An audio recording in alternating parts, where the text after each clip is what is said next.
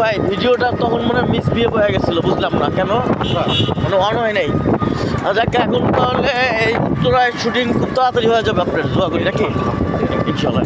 আশা করি খুব শীঘ্রই উত্তরাতে আমাদের কাজ হ্যাঁ হবে। হ্যাঁ, দোয়া করবেন। দোয়া করবেন ইনশাল্লাহ, সবাই দর্শক দোয়া করবেন। ইউটিউবে চ্যানেলে বিদ্যুৎ টিভিতে এই সুমন ভাইয়ের এই সাক্ষাৎকারটা অবশ্যই দেখতে পাবেন ইনশাল্লাহ। তো মা নাটকের ক্যারিয়ার জগৎটা কতদিন হলো?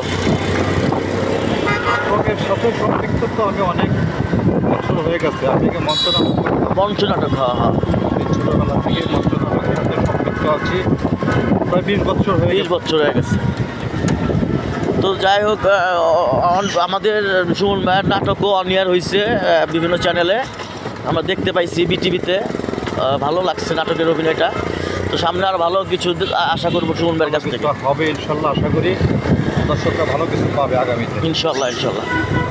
তো খোদা হাফেজ দর্শক, আমরা একটু দৃশ্যটা নেই, উত্তরা শহরটার কিছু ভিউ নেই আর কি। আপনারা সবাই আসেন আমাদের বিদ্যুৎ টিভি ইউটিউব চ্যানেলে।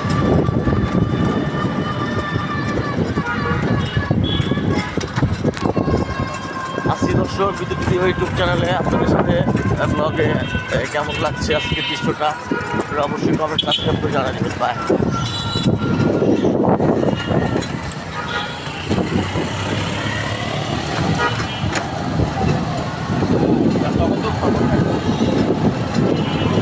ভাই আসলে আমার না ভাই, ক্যামেরায় আসলে খুব ভালো লাগে, কেন জানি আল্লাহ যাবে, কারণ আমার দৃশ্যটা আপনার নিচে কেন জানি ভালো লাগে।